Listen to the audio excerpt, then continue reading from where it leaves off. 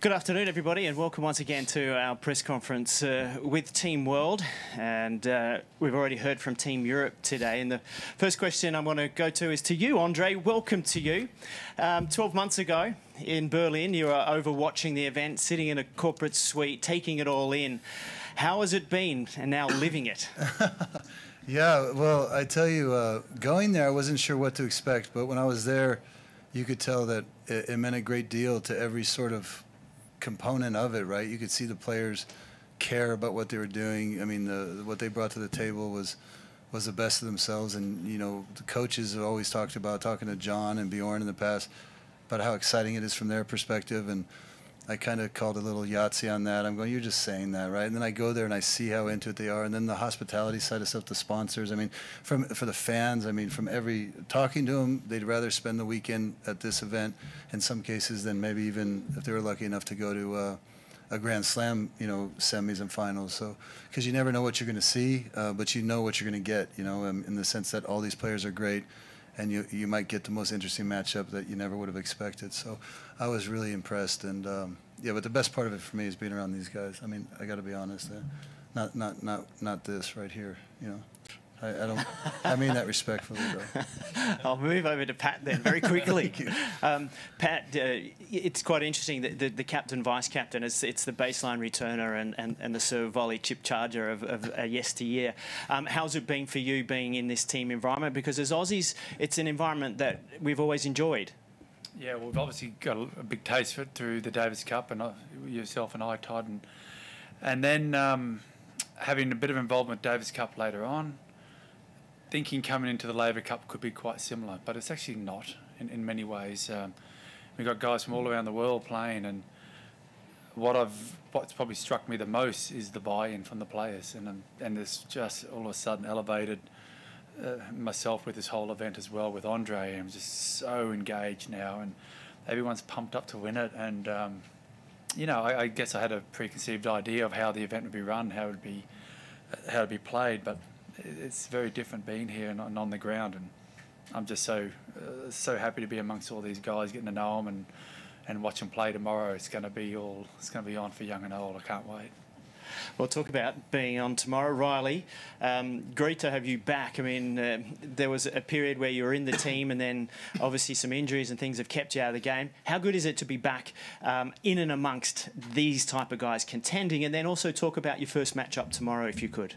Yeah, really nice to be back. You know, when I played my first Laver Cup in Boston, it was one of the best experiences I've had, and playing for a legend like Mac was cool, and getting to play for another legend like Andre is even more special. It's you know, we really value getting the time in with Andre and Pat. It's really incredible. He's got a really unique mind, and just taking it all in and getting all the pointers we can. Obviously, I have a tough matchup with Casper, and I've had some good practice in. I feel really good. My game feels like it's in a good spot. Andre's been really special and preaching clarity and conviction, and yeah, it's really motivated me to play some good tennis. João, youngest ever to play in the Laver Cup. Being in this environment, just explain what the week's been like so far for you and what your expectations are as we move through the weekend.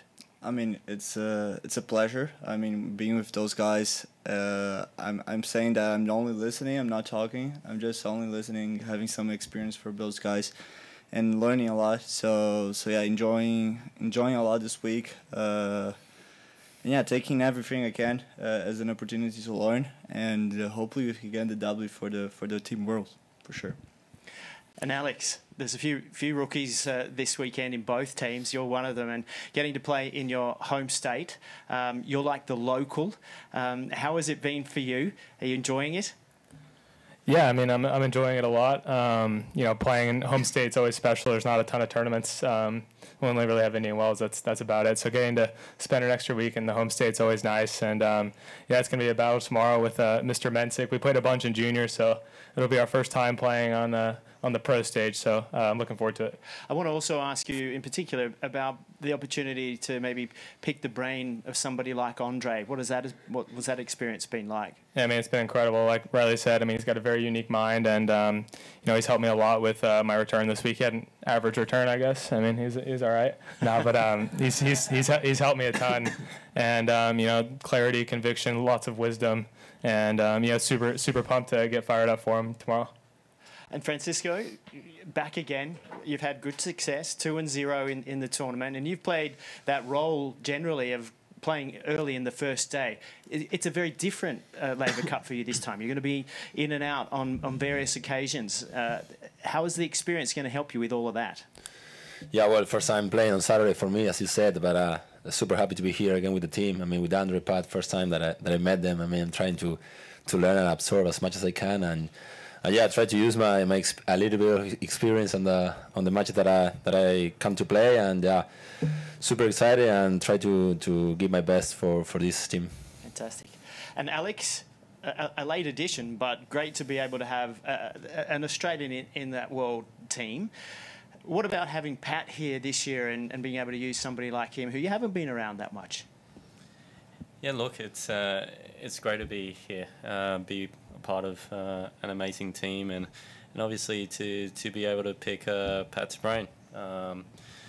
Yeah, looks like I'm going to be serving bowling first and second all weekend, so maybe a slight adjustment to my normal game style, but no, honestly, it's been a blast. I'm very excited to be a part of Team World with these amazing competitors, and to pick not only Pat's but Andre's brain.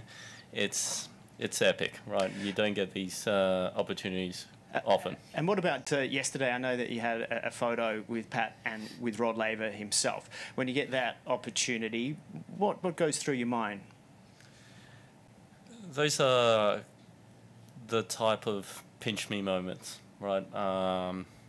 Obviously, as an Aussie growing up, you hear of the greats, right? And to be able to spend time talking tennis with these greats, it's yeah, it doesn't have a price tag, right? So these moments are incredible in my career, and I'm very, very fortunate to be in this position. So definitely not taking it for granted. And Taylor, you come in as the leading point scorer in your team. The Laver Cup itself, when you look back on it, has had quite an effect on your career. Why has that been, and what's so important to it? I've always just enjoyed these team competitions, these weeks where I can, you know, hang out with the team, cheer for them when I'm on the bench, get the energy from them when I'm on the court. I think it makes a really big difference, and I think it's an honor to play this event. You know, I've always really looked forward to coming back and trying to get wins for Team World. And just quickly about tomorrow as well, because doubles, as we know, for Team World has been crucial. And you're up with Alex tomorrow. How do we work on those partnerships and making those decisions?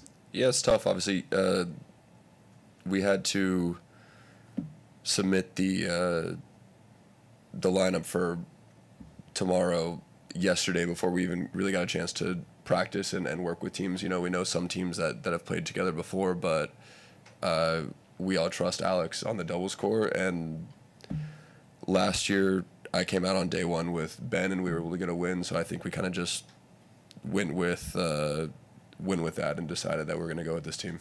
Excellent. All right, I'm going to open up to the journalists on the floor. If we could get your... I'll give one answer. Hi, Richard Osborne from Laver Cup. Andre, they've all obviously been listening to you, and you said earlier the challenge for you would be listening and finding out who these guys are, and I wondered if you've discovered who they are a little bit this week. Well, I mean, to the degree that you can, absolutely. I think the most important thing is to understand, you know, how they process. We all work so differently, you know, I mean, so different. I mean, it's, and that's going to be so important to understand in real time, you know, what they're looking for, information clarity, focus, energy. Everybody responds differently. So I've had a chance to talk to a few of their coaches as well. You just hard to parachute into these guys' lives and act like you know everything. I don't. I'm trying not to interfere with what they already do so great that makes them here in the first place. That's number one. Trying to learn his first role, being the captain. A lot of considerations heading into this weekend, and the only one thing I'm clear about are what I don't know. What I don't know is what I've never experienced. So I'm trying to do as much learning as all these young men have sort of suggested they're trying to do. So having that bond has been great. The time on the court has been wonderful. My motivation has been sort of twofold. It's been big picture of their career as they develop into who they want to be as a player and their identity on a tennis court, and maybe there's a North Star I can sort of shine a light on where I see them and what they're capable of, and the others is finding little ways maybe to add a nuance. We're all fighting for margins and edges out there, and you don't realize how important they are until you live the life that they have to live, on a daily basis. And so I think there's just a healthy regard and respect for being together, and we're going to do our best to be there for each other. Riley, you mentioned some things that you've learned from Andre this week. What did you learn about Andre this week, kind of behind the scenes that fans don't really know about that you discovered maybe about him? You can say it, Riley. It's all right. Andre's such like a legend of the game. You always hear so much about him, and the consensus is he's just this incredibly nice human being and incredibly intelligent. And this is my first time like really getting to interact with him. I was always jealous because Tommy Paul and Francis got to hang with him when they were younger in Vegas, and he had them out for a training camp. And the story pretty much was I think the USTA was looking to send a group of young guys to train with some of the guys. Like, I think they called and put some feelers out to some other legendary American players, and I don't know if the price was right, and I think Andre did it for free and spent 2 weeks with Tommy and Francis and all the guys. So I think that kind of sums up my experience with Andre as best you can. He gives back to the game and is happy to spread knowledge, and he's just been a great asset for tennis, and especially American tennis. Thank you, Riley. For this, Alex, you started your Davis Cup career as an orange boy, which meant that you were charged with getting oranges and water and everything for your teammates. And now you're talking about pinch me moments with Rafter and with Rod Laver. When you look at the sum total, what does it tell you about where you're sitting right now with all these guys? Yeah, in the sport that we live in, everything's very fast-paced, right? So you don't really get a second to sit back and kind of realize what you've been able to achieve or what this sport has given you. So there's always moments like that, like sitting down with Rod and Pat, or being a part of this amazing team where you get a second to yourself to kind of get a step back and be proud of what you've achieved. And so it's not often in this sport because you're playing from one week to the other, but every now and again you get a second to take a step back and realize what you've achieved, and those are nice moments. This is for Andre. Obviously, you played in the Bay Area for many, many years, and there was a time you had a home here. Could you talk about the one or two most special moments on court playing here? And what's your take about the Bay Area? It's a pretty special place. What's your take on the Bay? Yeah, no, listen, I had a lot of good results here. It came at a great time of the year. For a good chunk of those years, every year that it was played here, I actually never played Australia, so it was a great way for me to get started in the year with, not just perfect environment indoors, but in the Bay Area. I fell in love with it then. Unfortunately, a long time ago, they moved it to San Jose, so we got a great city in our world that hasn't had the chance to have this level of tennis come to the backyard, and that to me only seems right that we can do that both for the community, but also for tennis. I think it's a win to have San Francisco engaged in that. I lived here for about 6 years. Where we took the photo yesterday, all of us together. I used to look at that view from just the other hill, so miss it in a lot of ways. Yeah, so bringing it back and then into this stadium here is like, I mean, it's incredible, right? I've been here for a few Warriors games, and yeah, by the end of this weekend, you're going to say, okay, you got the Golden State Warriors, and you got these Warriors, because that's our game plan, to live up to the standard this place deserves. Hey, Team World. This is Jim Harrington from the Bay Area News Group. Good to see all of you. I guess this question for Pat could be really for anybody, but I want to talk about the other locker room. Obviously, we got a lot of good talent over there, but there's one guy in particular who's been on a kind of a roll, Carlos Alcaraz. I'm wondering how you game plan to beat Carlos. Well, chip charge. There you go. We talked about this, right? Yeah, I am having a bit of trouble trying to convince my players that chip charge does work. Probably not on this court though. Well, the first match will be on Saturday, and we don't get to pick who plays Alcaraz. That's correct. Is that correct? Has that been? That is correct. Oh no, but have we submitted that yet? No, we don't need to. We don't till pick. after Friday night. Do they know that? Does who know what? Do they know the whole Saturday, Sunday? Shit, It's fine. have I blown it? They do now. They do now. Bloody hell. I may have let the cat out of the bag. We had to submit it. We did? It doesn't matter. Anyway, that's how much I know what's going on. I mean, Alcaraz is a weapon. I mean, he's someone who's at the top of his game right now, and him and Sinner are dominating a lot of the tournaments. This is a format, though, that creates, there's 2 sets, and every one of these guys are capable of winning a set against anyone at any given time, put themselves in a situation, then playing a tiebreaker to win the match. Anything is possible, and that's what I love about the concept of this event also. You need to throw something different at him, as well. I mean, the guy has serious power, and he's a great athlete, but everyone's vulnerable at certain times. So it's about trying to go in there and coming up with a game plan when we know this, which will come out probably tomorrow, on who matches up, and then us sitting down and strategizing, and Andre and I will sit down and talk to whoever gets to play him and come up with some ideas. But you're right, he's tough, he's brutal. And he's at the top of his game, so let's just hope that he had a good week off after the US Open and he hasn't recovered. Brett Phillips from the First Serve. I just wanted to, this could be to any of you sitting up there, I mean, the Laver Cup, which has been known for its great innovation, the Next Gen Finals, UTS, are there things that you could take from any of those if we think about the game where it's going to be in 5 to 10 years as tennis looks to keep evolving and keep attracting eyeballs? Because this event has had some great innovation along with those other concepts that maybe could come into tour life in the future. Not anybody?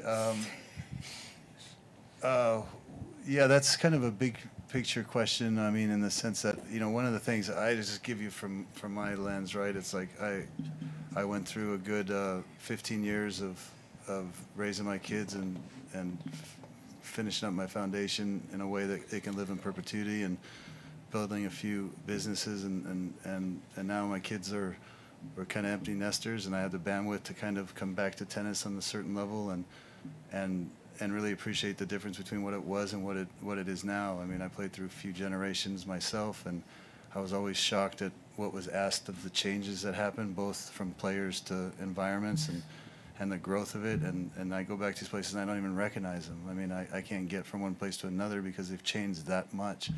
So people can talk about eyeballs, they can talk about the growth of the game or the lack of growth, and every time I see it, it's only expanding, it's only growing. I mean, it doesn't do that unless it's generating, and it doesn't generate unless there are more people that want a part of it. So the premise of your question is sort of based on the assumption that it's maybe not growing like it should, and from my perspective, I haven't experienced that. I mean, everywhere I go, I just go, holy crap. I mean, but you're right. These events are spectacular. These team events, because we're an individual sport, and there's always room for innovation. But you know, yeah, you talk to me on Monday, but right now we got Friday, Saturday, Sunday on our mind. I'll take the last question here. Hi, my name is Liliana Michelena. I'm from Mission Local. I wanted to ask the coaches, Andre and Pat, you have a collection of players from many different countries here, not just the USA. You have 2 South Americans, you have an Australian. There's a lot of ways of doing things, like attitudes, idiosyncrasies, just a collection of know-how that comes from like many different places. How are you absorbing that, and as leaders, facilitating that mutual learning, that spread of knowledge in a way that makes you all better for this weekend specifically, but also moving forward? I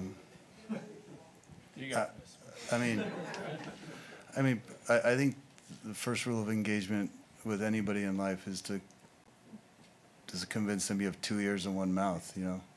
So you do a lot of listening, you do a lot of observing. You know, I didn't want to miss 1 second on the court, because the slightest thing that a player does kind of can expose or sort of suggest how they process and how they think, right? So like, I just always want to be ready to absorb what they may be feeling or not, or maybe say something that might not be so relevant, but it might be important for me to see if that's something that they respond to or not, right? Learning, just doing a lot of learning. So I think the first job is not to get in their way. I mean, I'll be hard to convince me that I play enough of a role that I'm going to do any winning out there, you know. But I think I could screw it up. That's how I look at it. You know, I could help them, I could distract them, or I could, you know, make it about what it's not. It's not about that. So you know, you earn respect, you don't demand it, and so much to respect about these guys. Also, their confidence. I mean, there's not a player on this team that doesn't think they can do the job if the job fell on their shoulders. I mean, I respect the hell out of that. And you're right, we're facing, you know, the other side that brings a lot to the table as well. I haven't had the luxury of spending time over there, nor do I want to, because I'm here, you know. So a lot of competitiveness going on with this team, and it starts with ourselves, right? So that includes me when I'm around them, or when I'm thinking about things. Pat, would you like to add? Not really. I think there's a really good combination between myself and Andre, and we're sort of reading the room pretty well. It's great that the South Americans speak unbelievable English, because if they didn't, we're screwed, effectively. No, we'd have Alex interpret. Oh, that's true. We've got Alex to interpret. He speaks great Spanish. And Portuguese not so well. You know, certain guys want to work on a few things, and others don't. They're really happy with where they're at, and so Andre and I read that room and say, "Yep, we're good with this space, and let's leave that alone." And then we try and throw a few ideas at them, and some might stick, some might not. But as you said, we can definitely stuff it up by overcomplicating it for them.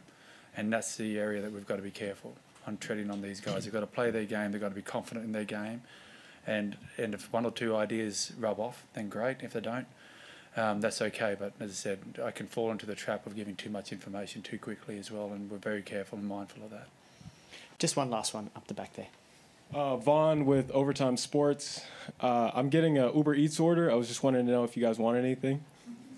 That's open to Team World, so... That's really cool. We have our team. We have our food. So say from where?